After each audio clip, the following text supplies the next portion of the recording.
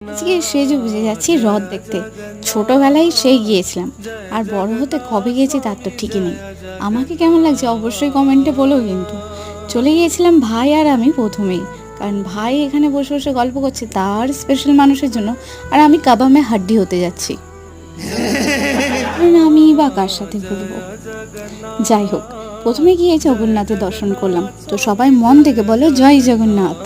এসে দেখি ও মা, এত ভিড়! তোমরাও দেখো, চারিদিকে মেলায় ভর্তি ছিল।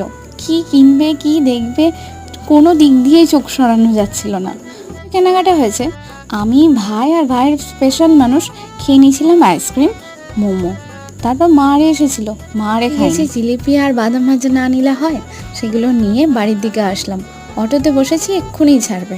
আর এই দেখো মা আরে বসে আছে, আর ওই যে ভাই।